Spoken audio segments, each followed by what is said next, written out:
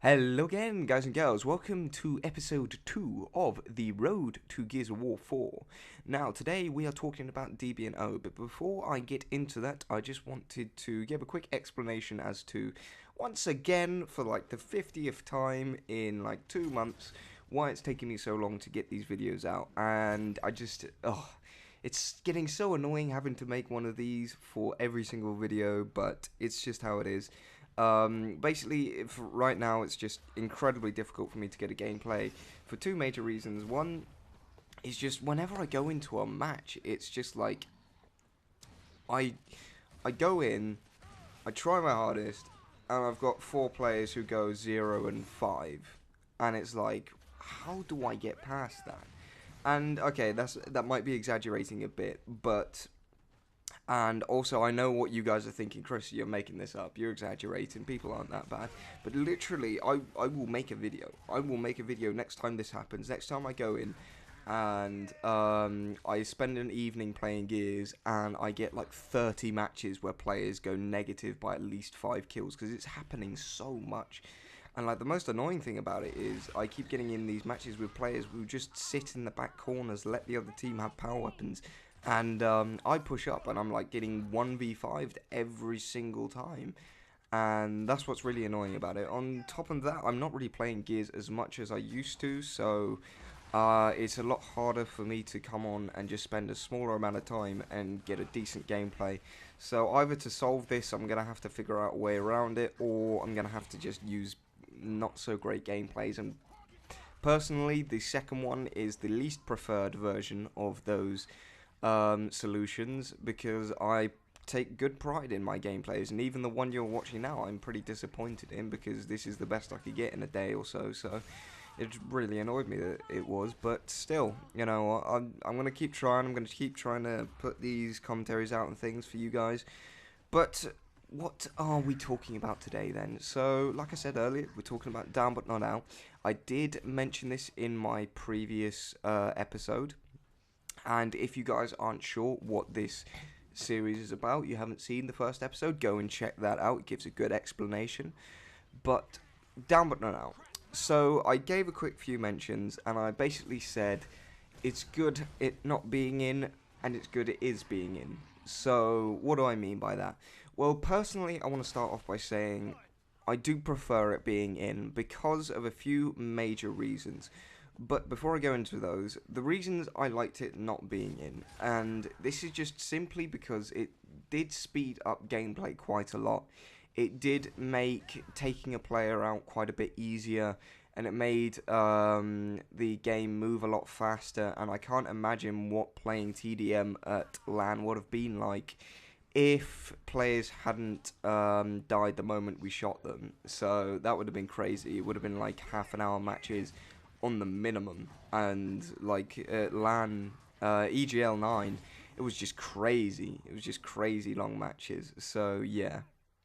So that's the main. Those are just few major reasons why I like it not being in. It does speed up gameplay. It makes certain weapons a slight bit more useful, like the sniper rifle, the other snipes like the Markser and the breach shot.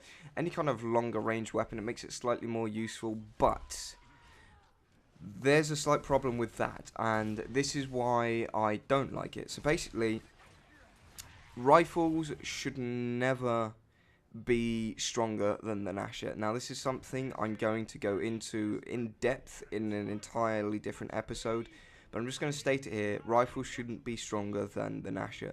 When you go into a fight, your primary thought should be, okay, is it a 1v? Should I be using my Nasher? Because unless you can get around that, unless you can have teammates cross-firing, you have 2 or 3 people focusing on that guy, that's when the guy should be afraid of your Lancer. But in a 1v, a player should never be afraid of your Lancer if he's using a Nasher. So that's just how I feel about that. Like I said, I'll go into that in another gameplay. But like I say before, it gives, Down But Not Out not being in the game, it gives players a lot more usefulness with the rifles. It makes it so I can sit back and I can I can kill someone instead of just downing them, and I don't have to run, 50 feet across the map just to pick up the kill, because I can just sit here and he'll be dead the moment I shoot him. And this also pushes people back from thinking about making pushes and things, because it's like, on Gears of War 3 in the previous games, if you made a push and it failed, a lot of the time you went down, and for example, a map like Old Town, you were constantly trying to push high side. It was usually bottom side that was making most of the pushes and making most of the kind of plays, just because high side has such an advantage. You can just sit back on high side and take the advantage of sitting there and lancering people and getting them down and stuff. So if there had been no DBNO on a map like Old Town on Execution, then nothing would have ever happened, because high side always had the advantage and low side had to make the pushes with power weapons and things, and if they died the moment they tried a push and it failed, then there would be no point in trying that push, and that's just how it is. So on top of that, you have things like teamwork is not so intricate without DBNO, because you can make very specific types of plays with DBNO in it as well. So let's say I wanted to push up. Now I've got two teammates behind me and we're pushing one guy. My objective is to get up in his face, just close enough to him so that he can down me, but not so close that he can kill me. I'm here to distract him, to keep him from shooting my other teammates, where they're just going to lancer him down, and whether I go down or not, it doesn't matter, because, you know what, I can just get back up right after they pick me up. And that's how you can make a good push in Gears of War 3, in Gears of War 2, in Gears of War 1. But you can't do that in Judgment, because if I push up, the moment I take a bit of damage, I have to run away and get into cover, else I'm going to die, and it's going to be a 1-for-1 trade, and it's going to be useless. So things like that, it just takes a lot away from the game if you get down but not out of the game. And I understand it. Like I said before, there are a few advantages to taking DBNO out of the game, but this is basically my opinion. It should be in the game as a whole, because it takes more than it adds, and that's just how it is. Anyway, the gameplay is coming to a close. Leave your opinions down in the comments section, because this isn't just a one-way thing. I don't expect to feed you guys my opinions and you to just accept it. I want you guys to have your own opinions as well, so leave those down in the comments section. Thanks for watching, guys, and I'll catch you next time.